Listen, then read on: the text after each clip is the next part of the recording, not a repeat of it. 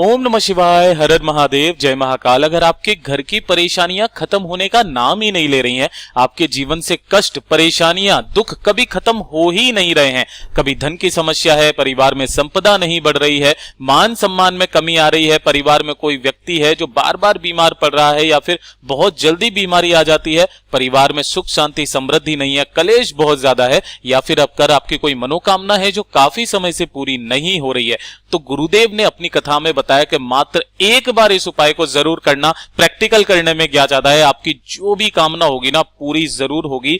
मेरा बाबा इस उपाय को करने के बाद में आपको क्या देता है ये तो खुद महादेव ही जानता है। तो पूज्य गुरु जी की कथा से सुन करके और समझ करके पूरे उपाय को बड़े ही विस्तार से बताऊंगा, परंतु उससे पहले आप सबसे एक छोटी सी गुजारिश करूंगा कि जो लोग पहली बार आए हैं चैनल को सब्सक्राइब जरूर कीजिएगा और वीडियो को लाइक करके महादेव जी का कोई सा भी प्यारा नाम कमेंट बॉक्स में लिखना मत भूलिएगा। मात्र आपको एक बेलपत्र ले लेना है, थोड़ा सा शहद और लाल चंदन से ये उपाय करना है।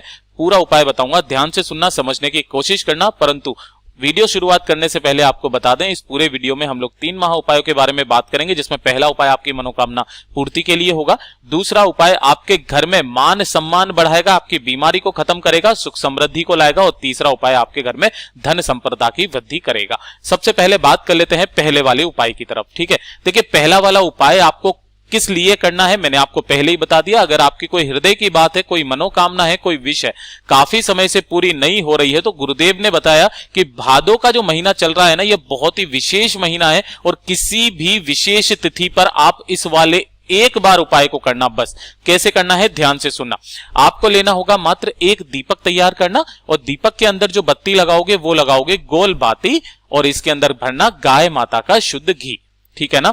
बताने के बावजूद भी लोग बाग इसके अंदर भैंस का घी भर देते हैं। गुरुदेव ने कई बार अपनी कथा में बताया था कि भैंस के घी से आपका जो उपाय है वो सिद्ध नहीं होगा, आपको हमेशा गौ माता का शुद्ध घी ही चाहिए होगा। तो एक दीपक आपने तैयार कर लिया। उसके बाद में आपको चाहिए होंगी 7 बेलपत्र, जो कहीं से भी खंडित टूटी फूटी ना हो, ये चीज ध्यान रखना।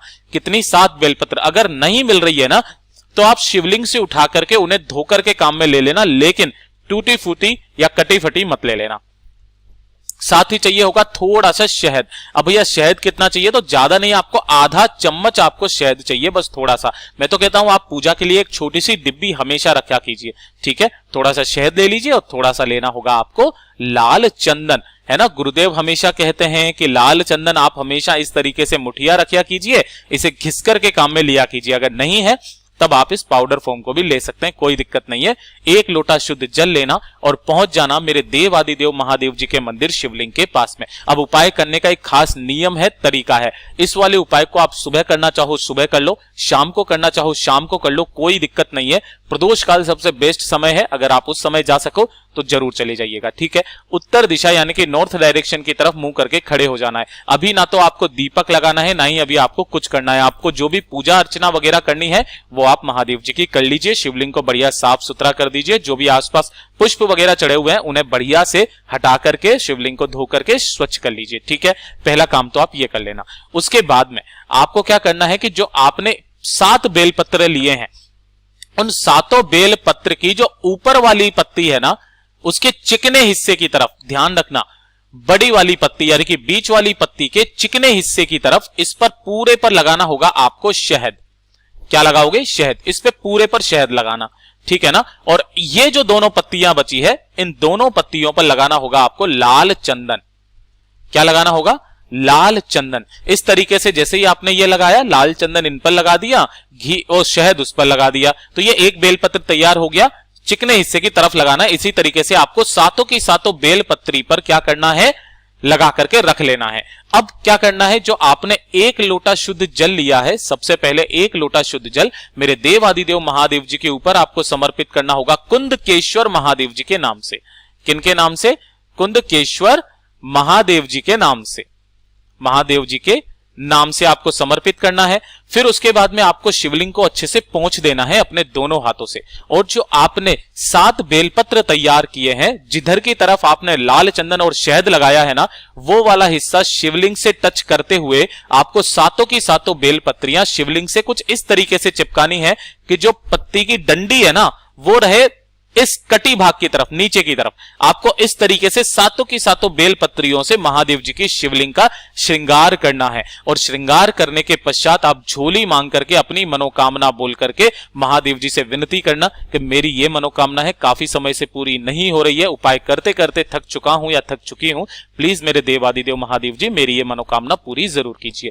ऐसी मनोकामना करने के पश्चात जब आप महादेव जी से आज्ञा लेकर के वापस घर की तरफ जाएंगे ना, तो घर की तरफ जाने के पहले पड़ेगी महादेव जी की चौखट, है ना। तो उस चौखट पर आपको, जैसे कि आप जब मंदिर से बाहर निकलेंगे ना, तो मंदिर से बाहर निकलते वक्त महादेव जी के मंदिर की चौखट पड़ेगी। उस चौखट के दाहिने तरफ, उस चौखट के दाहिने तरफ आपको उस एक दीपक को जलाते हुए आ जाना है। और ध्यान रखना, पलट करके शिवलिंग को जरूर देखना। जो व्यक्ति मात्र किसी भी विशेष तिथि के दिन, चाहे वो एकादशी हो, प्रदोष हो, पूर्णिमा हो, अमावस्या हो, किसी भी विशेष तारीख को ये वाला उपाय कर लेता है ना, उसकी सारी मनोकामनाएं, सारी विश पूरी जरूर होती है। पूज्य गुरु जी का ये वाला उपाय बहुत ही ज्यादा खास और अद्भुत है, जरूर कीजिएगा। अब बात कर लेते हैं दूसरे वाले उपाय की तरफ। अगर आपके परिवार में कलेश बहुत ज्यादा है ना, परिवार के लोगों के बीच में बनती नहीं है, हमेशा लड़ाई झगड़ा होता रहता है, घर में सुख शांति समृद्धि नहीं है ना। और इसी के साथ साथ में तीसरे नंबर पर, अगर आपके परिवार में बीमारियां बहुत ज्यादा है ना, कोई ना कोई व्यक्ति हमेशा बीमार रखा हुआ ही रहता है, तो अपने परिवार के लिए, सुख शांति के लिए इस वाले उपाय को जरूर कीजिएगा। परिवार के लोगों का मन शांत रहेगा, कोई भी गलत संगत में नहीं पड़ेगा, कलेश नहीं होगा, सुख शांति समृद्धि हमेशा बनी रहेगी, कोई बड़ी बीमारी घर में प्रवेश नहीं करेगी। तो आपको क्या करना है कि जो भी विशेष तिथियां आ जाए, चाहे एकादशी आ जाए, प्रदोष आ जाए, पंचमी आ जाए, अष्टमी आ जाए, नवमी आ जाए, है ना, एकादशी आ जाए, प्रदोष आ जाए, पूर्णिमा आ जाए, इन सभी खास तिथियों पर आपको 5 घी के दीपक तैयार करने हैं, है ना। 5 घी के दीपक, ध्यान रखना, इन सभी में भरोगे आप गौ माता का घी। गौ माता का तो घी भरना और बत्ती लगाओगे गोल, ठीक है। इस तरीके से आपको 5 दीपक तैयार करने, और हर एक विशेष तिथि के दिन आपको 5 जगह पर यह लगाना होगा, ठीक है। देखिए, पहला वाला दीपक प्रदोष काल के समय लगाना। किस समय लगाओगे? प्रदोष काल, यानी कि शाम के समय पर आपको लगाना होगा।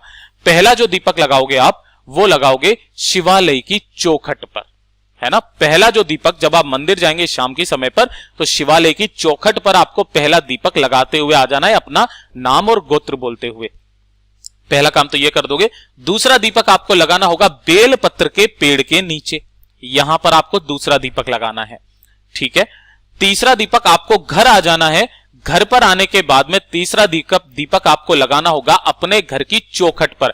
वो वाला नहीं जहां से आप रोड पर आ जाते हो, उस वाले गेट पर नहीं। आपके अंदर की तरफ जब जाते हैं तो लकड़ी का जो गेट आता है ना, इस वाली चौखट पर आपको तीसरा दीपक लगाना है।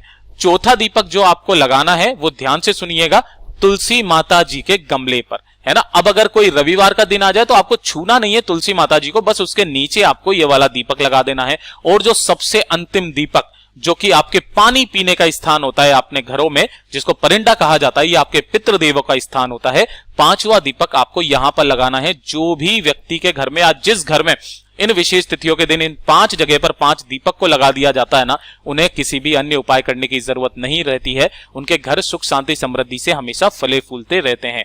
पूज्य गुरु जी का ये वाला भी जो उपाय है बहुत ही ज्यादा खास और अद्भुत है, जरूर कीजिएगा। अब बात कर लेते हैं तीसरे वाले उपाय की तरफ, इस वीडियो का सबसे अंतिम और आखिरी उपाय। अगर आपके घर में धन की बहुत ज्यादा कमी है, कारोबार अच्छे से नहीं चल रहा है ना, नौकरी में तरक्की नहीं हो रही है, जिसकी वजह से घर में धन नहीं आ रहा है, या फिर अनावश्यक धन का खर्चा बहुत ज्यादा हो जाता है, कभी टीवी खराब हो गया, कभी फ्रिज खराब हो गया, कभी कोई बीमारी आ गई जिसमें पैसा पानी की तरह जा रहा है, यानी कि कोई ना कोई समस्या धन से संबंधित अगर आपके लगी हुई है, घर में संपदा नहीं बढ़ रही है, तो मात्र किसी भी विशेष तिथि के दिन इस वाले एक उपाय को जरूर करना। पूज्य गुरु जी ने बड़े ही जोर करके बताया था कि मेरा बाबा आपकी झोली खुशियों से भरने के लिए तैयार है, आप कुछ करो तो सही, मात्र आप उसको आह्वान तो दो कि मेरी यह समस्या है, मेरे देव आदिदेव महादेव जी, मैं आपका पूज्य भक्त हूं, पुण्य भक्त हूं, प्लीज मेरे लिए ये वाला काम जरूर कर दीजिएगा, मेरा बाबा आपकी कामना को पूरा करने में जुट जाएगा। पूज्य गुरु जी के खुद के वचन है ये। अब ध्यान से सुनना कैसे करना होगा।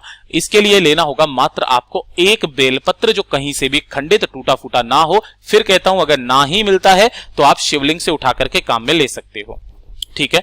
उसके बाद में लेना होगा आपको लाल चंदन, है ना, एक बेलपत्र और थोड़ा सा ले लेना लाल चंदन, 1 लोटा ले लेना शुद्ध जल, ठीक है ना, अपने घर का। और जल जब भी लो ना, आपको अपने घर का लेना है ताजा जल, ऐसा नहीं है 3-4 दिन पुराना आप जल ले रहे हो, ऐसा मत लेना, ठीक है। अब आपको जाना होगा बेलपत्र के पेड़ के नीचे। आपने जो लाल चंदन लिया है उस लाल चंदन के अंदर थोड़ा सा जल मिला करके ये जो बेलपत्र है जिसके चिकने हिस्से की तरफ, है ना, 2 हिस्से होते हैं, एक चिकना एक खुरदरा, तो चिकने हिस्से की तरफ आपको तीनों पत्तियों पर लगाना होगा लाल चंदन। क्या लगाना होगा? तीनों पत्तियों पर लगा देना लाल चंदन, और लाल चंदन लगा करके इस बेलपत्र को आपको समर्पित करना होगा बेलपत्री के पेड़ के नीचे ही, ठीक है, समर्पित कर देना।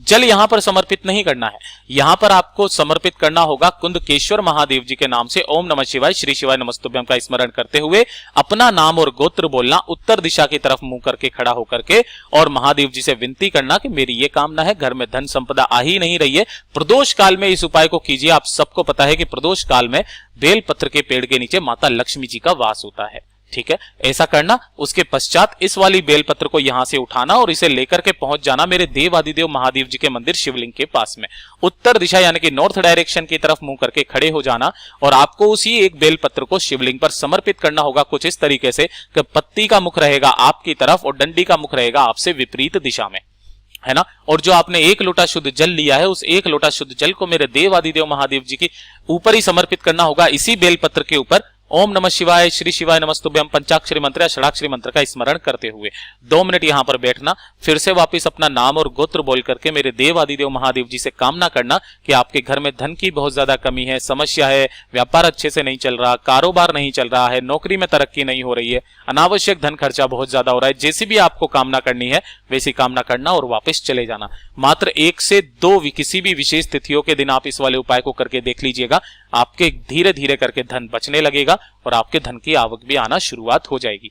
पूज्य गुरुजी के ये सभी उपाय बहुत ही ज्यादा खास और अचूके जरूर कीजिएगा। साथ ही साथ वीडियो अगर पसंद आया हो तो लाइक जरूर करना और चैनल को सब्सक्राइब जरूर कीजिएगा। मैं मिलता हूं आपसे अगले वीडियो में, तब तक के लिए ओम नमः शिवाय, जय महाकाल।